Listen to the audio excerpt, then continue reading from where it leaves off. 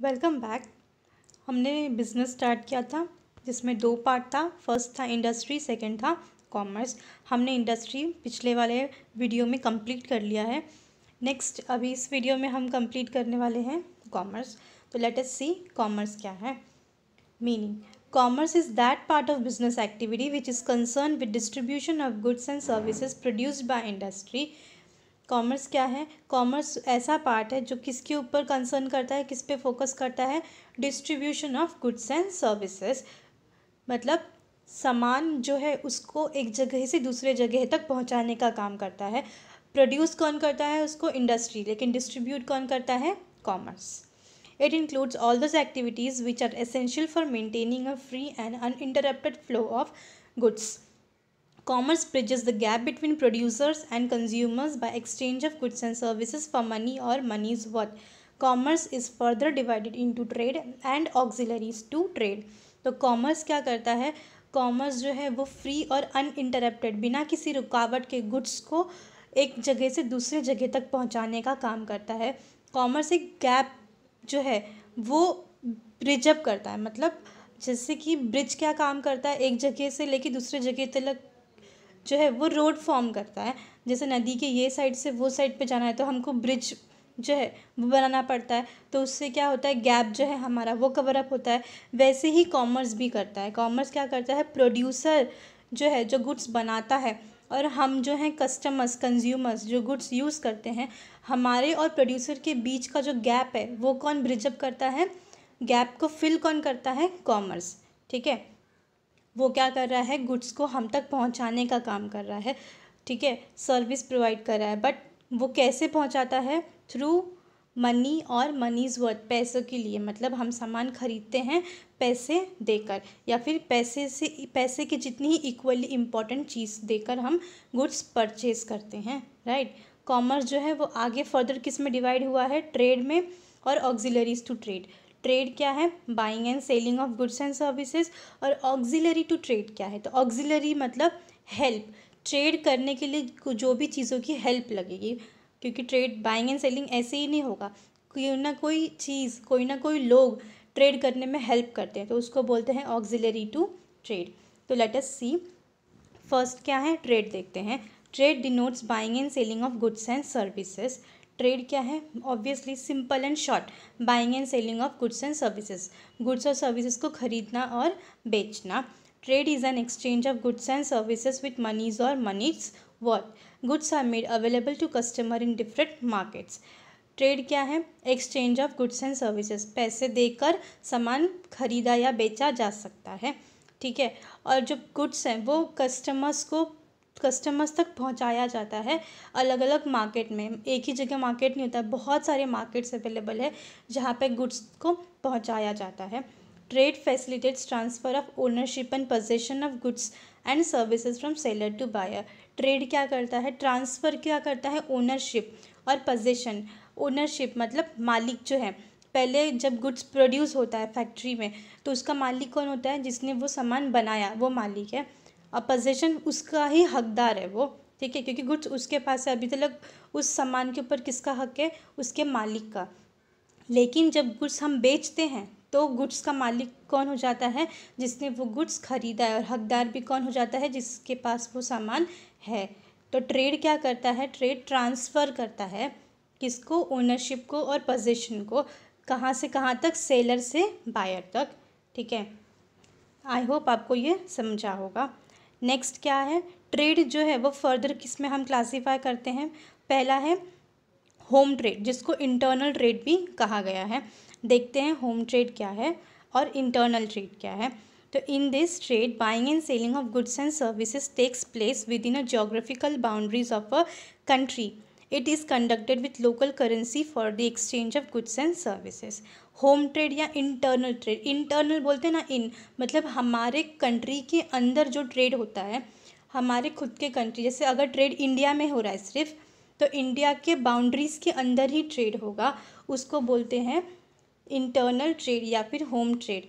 Buying and selling हमारे खुद के देश में हो रहा है, देश से बाहर नहीं होता। तो जो भी बाइंग एंड सेलिंग हमारे अपने कंट्री में हो रही है with in a geographical boundaries, उसको बोलते हैं इंटरनल ट्रेड, जहाँ पे सामान बेचा और ख़रीदा जाता है लेकिन करेंसी एक ही यूज़ होती है। हमारी इंडियन करेंसी है रुपीज़, वही रुपीज़ पूरे ऑल ओवर इंडिया चलती है, ठीक है। इंडिया के बाहर हम करेंसी यूज़ नहीं करते, रुपीज़ यूज़ नहीं करते, इंडिया के अंदर रुपीज़ होती है।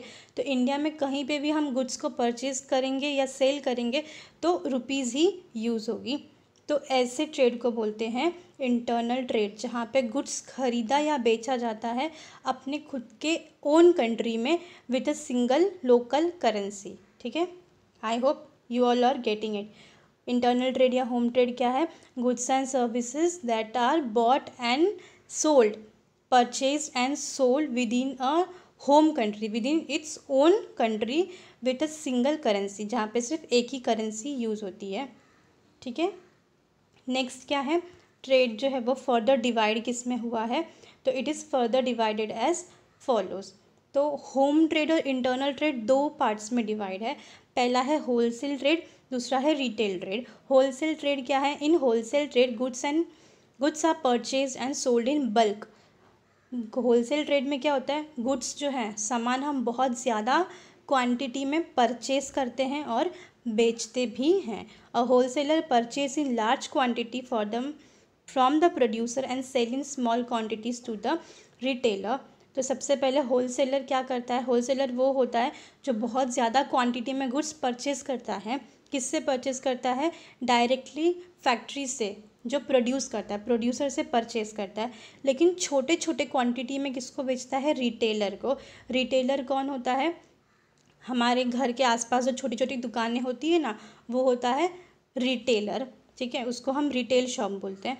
तो होलसेलर कौन है? जो बहुत ज़्यादा क्वांटिटी में गुड्स परचेज करता है फैक्ट्री से डायरेक्टली, और बेचता किसको है? रिटेलर्स को, जो छोटी छोटी दुकानें हमारे घर के आसपास होती हैं, ठीक है। He is a link between producer and retailer. और होलसेलर क्या करता है? वो लिंक है, मतलब एक ब्रिज बनता है किसके बीच में? प्रोड्यूसर के बीच में, मतलब जो गुड्स प्रोड्यूस कर रहा है उनके बीच में और रिटेलर के बीच में, जो छोटे छोटे शॉप्स ओनर है उनके बीच में लिंक कौन बनता है? होलसेलर, ठीक है। तो wholesaler is a link between producer and retailer. Next क्या है? Retail trade. तो रिटेलर अब क्या है? Retail trade is a business activity associated with the sale of goods to the final consumer. Retail trade क्या है? जो हमारे घर के आसपास छोटी छोटी दुकानें होती हैं, हम वहाँ जाते हैं और गुड्स परचेज करते हैं, ठीक है। डायरेक्टली जाते हैं हम रिटेलर के पास और गुड्स परचेज करते हैं। A retailer is the one who purchase goods from wholesaler or sometimes directly from the producer and sell them in small quantities to final customers। तो रिटेलर कौन है? जो गुड्स जो है वो परचेज किसके पास से करता है? होलसेलर के पास से गुड्स परचेज करता है और हम तक पहुंचाता है। Retailer is a link between wholesaler और sometimes manufacturer to ultimate customer. और रिटेलर जो है वो किसके बीच का लिंक बनाता है? होलसेलर के बीच में और हमारे बीच में, या कभी कभी डायरेक्टली रिटेलर फैक्ट्री से भी सामान परचेज करता है। तो लिंक किसके बीच में बनता है? कभी कभी होलसेलर और हमारे बीच में, कभी कभी डायरेक्टली प्रोड्यूसर और हमारे बीच में रिटेलर जो है वो एज अ लिंक बनता है। नेक्स्ट क्या है? Foreign trade. अब फॉरेन ट्रेड जो है वो अगेन 3 पार्ट्स में डिवाइड है। तो सबसे पहले देखते हैं फॉरेन ट्रेड क्या है। When trade takes place between different countries it is known as foreign trade. Foreign trade वो ट्रेड है जब बाइंग एंड सेलिंग जो है वो दो देशों के बीच में होती है, ठीक है। एक कंट्री के बीच में नहीं, दो अलग अलग कंट्री के बीच में जब बाइंग एंड सेलिंग होती है उसको बोलते हैं फॉरेन ट्रेड या external trade. When boundaries of two countries are crossed, then different currencies are used. It is further divided as import trade, export trade और interport trade। तो जब दो अलग अलग देशों के बीच में ट्रेड हो रहा है, बाइंग सेलिंग हो रही है, तो करेंसी भी अलग अलग होगी। हमारे इंडिया में रुपीस चलता है और बाकी और दूसरे कंट्री में कहीं पे डॉलर चलता है, कहीं पे पाउंड चलता है, कहीं पे यूरोस चलता है। तो अलग अलग कंट्री से जब हम ट्रेड करेंगे तो करेंसी भी अलग अलग होगी। अब जो एक फॉरेन ट्रेड है या एक्सटर्नल ट्रेड है वो 3 पार्ट्स में डिवाइड है। फर्स्ट क्या है? Internal trade. इम्पोर्ट ट्रेड क्या है? When goods and services are purchase from another country it is called import trade. Import trade मतलब जब हम सामान किसी और देश से हमारे देश में लेके आते हैं, मतलब जब हम अमेरिका से कुछ सामान इंडिया में लेके आ रहे हैं तो उसको बोलते हैं इम्पोर्ट ट्रेड, मतलब सामान किसी और कंट्री से हमारे कंट्री में आ रहा है। एक्सपोर्ट ट्रेड क्या होता है? When goods and services are sold to foreign buyers then it is called as export trade. Export trade क्या होता है? जब हमारा गुड्स और सर्विसेज किसी और देश में हम सेल करते हैं, मतलब इंडिया से सामान किसी और देश में हम सेल कर रहे हैं।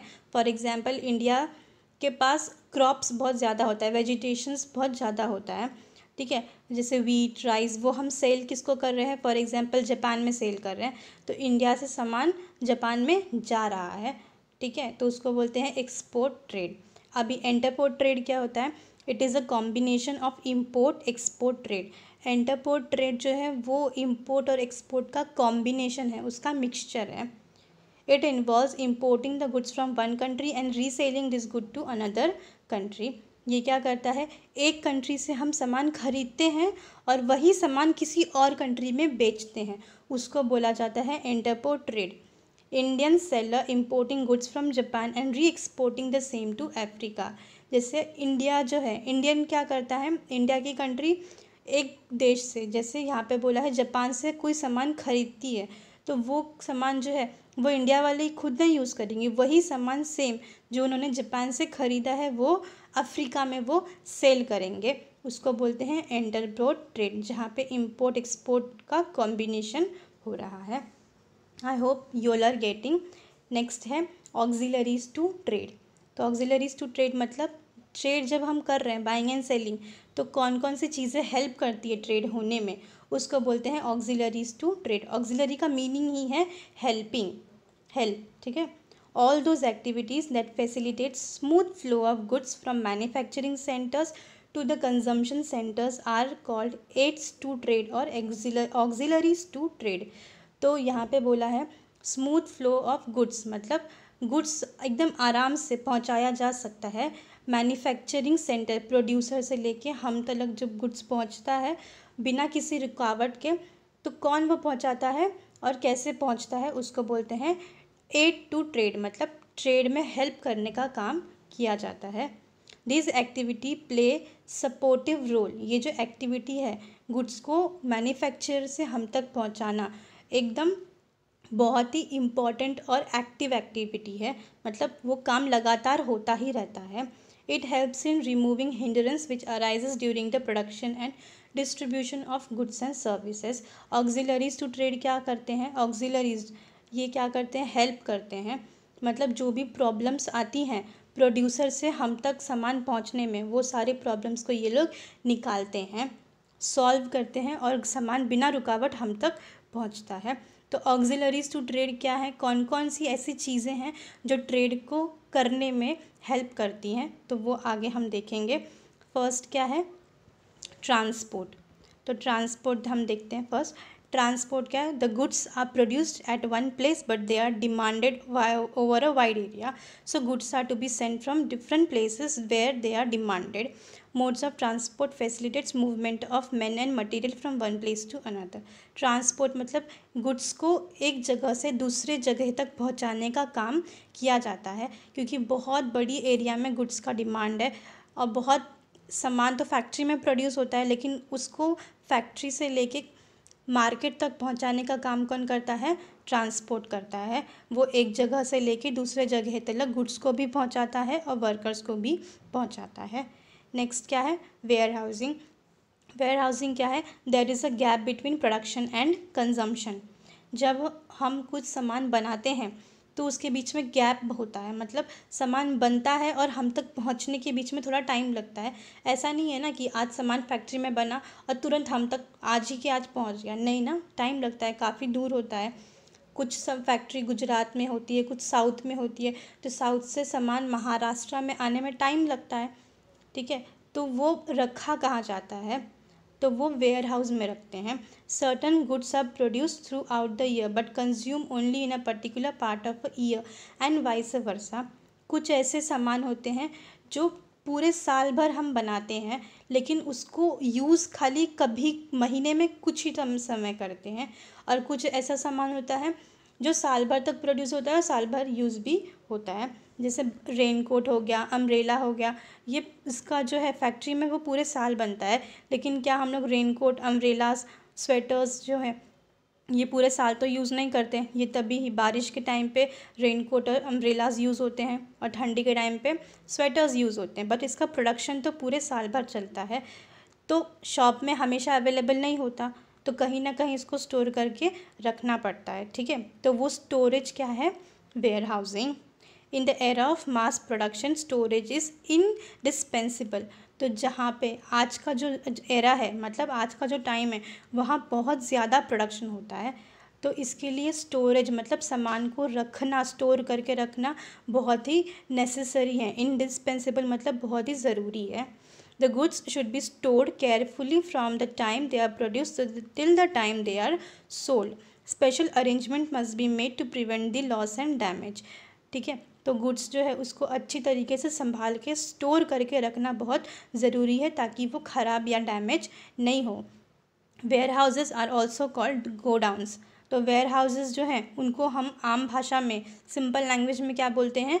गोडाउंस। जो आप लोगों को पता है कि गोडाउंस क्या है? जहाँ पे सामान स्टोर करके रखा जाता है।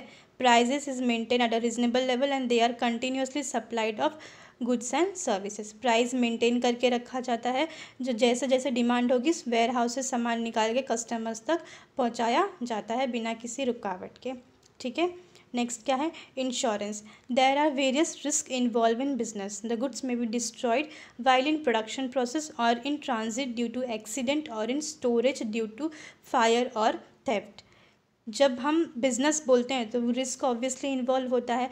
जो गुड्स हम बना रहे हैं, प्रोडक्शन करते हैं, तो कभी कभी वो ख़राब हो सकता है। बनते बनते कभी कभी गुड्स ख़राब हो जाएगा, कभी कभी आग लग जाती है, स्टोरेज जो है रखा रहता है और चोरी हो जाता है, एक्सीडेंट हो जाता है कभी कभी, तो इस सब से हमारा जो सामान है वो ख़राब हो जाएगा, राइट। तो उससे हमको जो रिस्क है, वो रिस्क जो है वो कवर कौन करेगा? Insurance company. तो रिस्क को हम पूरी तरीके से ख़त्म नहीं कर सकते, बट उसको कम कर सकते हैं। तो कम कौन करेगा वो रिस्क? Insurance company. तो क्या होता है? The business would like to cover the risk, insurance company comes to their rescue. तो बिजनेसमैन क्या करता है? वो रिस्क को कम कैसे करेंगे? तो इंश्योरेंस कंपनी उनकी हेल्प करने के लिए आती है। They undertake to compensate the loss suffer due to such risk. Businessman has to insure the goods and pay premium regularly. Risk cannot be avoided completely but can be minimized by taking insurance policy. तो यहाँ पे insurance company आती है, वो बोलती है कि आप हमको टाइम टू टाइम अपने गुड्स को इंश्योर कर लो। और टाइम टू टाइम क्या करती है? उसके लिए बिजनेसमैन प्रीमियम पे करता है, छोटा छोटा अमाउंट पे करता है।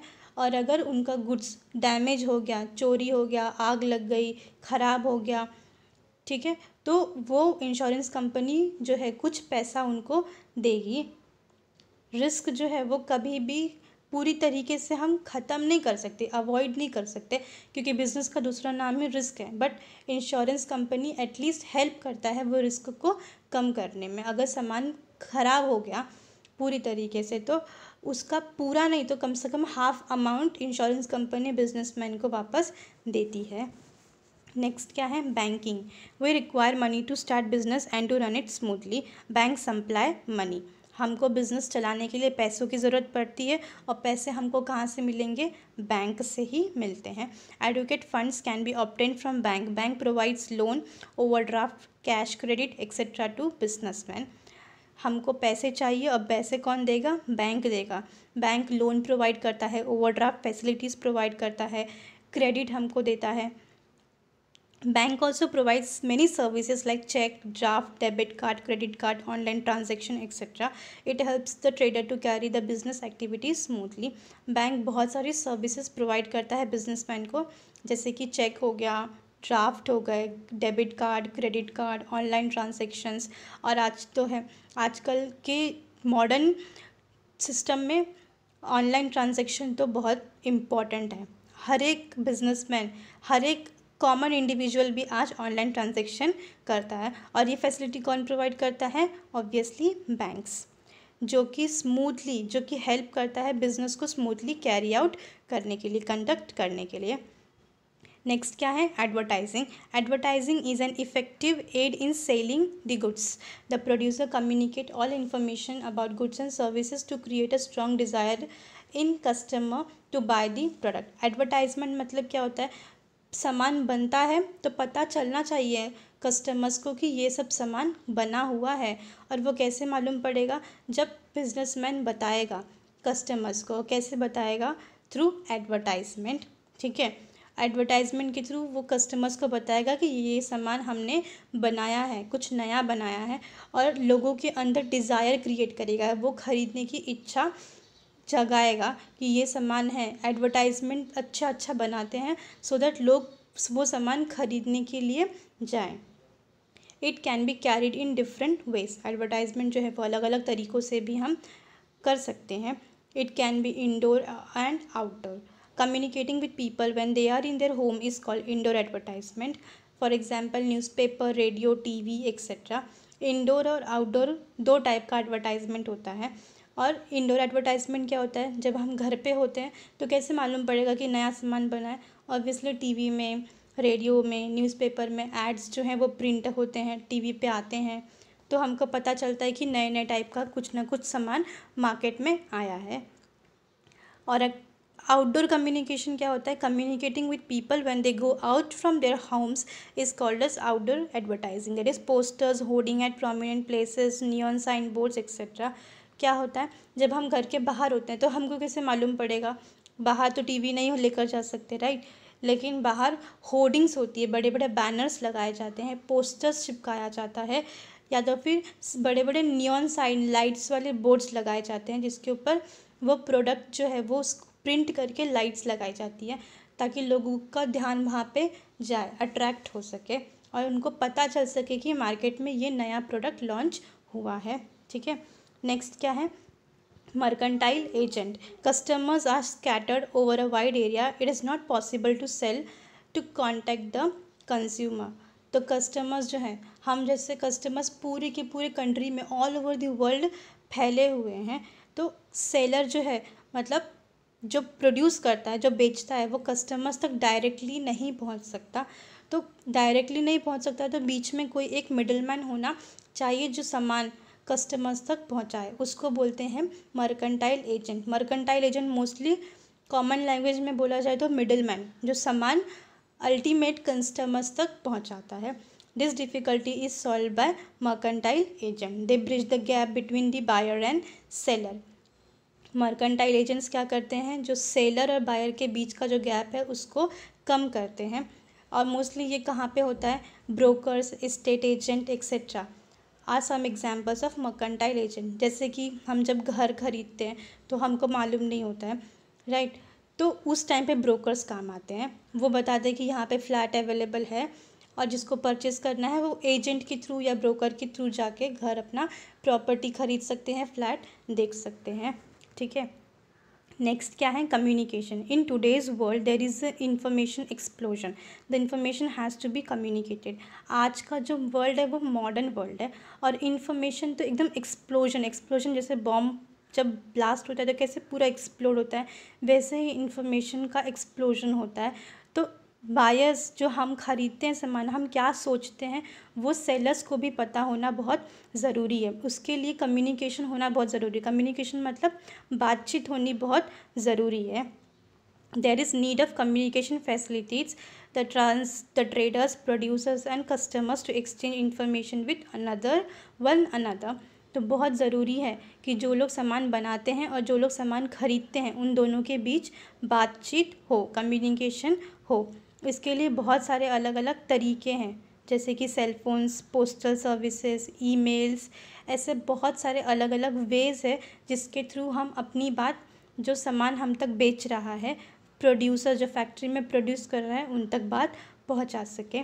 एग्जाम्पल दिया रहेगा, आप अगर कोई भी सामान परचेज़ करते हैं, फॉर एग्जांपल पैकेट पे कुछ सामान परचेज़ कर रहे हैं, कुरकुरे, लेस, चॉकलेट्स, तो नीचे वहाँ पे ईमेल आईडी भी दिया रहता है, उसके ऊपर आप मेल करके अपना फीडबैक उनको, कंपनी को डायरेक्टली भी पहुंचा सकते हैं, राइट? या तो फिर जहाँ से आप सामान खरीदते हैं, जैसे कि रिटेलर, जहाँ जो शॉप से आप जाके वो पैकेट चिप्स पैकेट खरीद रहे हैं, वहाँ जाके उसको बोल सकते हैं कि इसमें ये अच्छा है, नहीं अच्छा है। दुकान वाले को बताएंगे तो दुकान वाला जो है वो होलसेलर को बताएगा, और होलसेलर डायरेक्टली किसको बताएगा, जो एक्चुअली ये सामान बनाता है, दैट इज़ प्रोड्यूसर को बताएगा। मतलब कम्युनिकेशन जो है वो हो रहा है, बातचीत एक दूसरे के साथ में होगी, तभी ही फीडबैक मिलेगा। ठीक है, आई होप आपको ये पूरा का पूरा टॉपिक समझा हो, पूरा चैप्टर समझा हो। ये वाले पार्ट में हमने क्या कंप्लीट किया, इस वाले पार्ट में हमने टोटल पूरा का पूरा कॉमर्स कवर अप किया है। आई होप आपको ये पूरा का पूरा चैप्टर अच्छी तरीके से समझ में आया हो और ये वीडियो हेल्पफुल हुआ हो। सो यहाँ पे हमने चैप्टर 1 पूरा का पूरा कंप्लीट किया। Thank you for your time.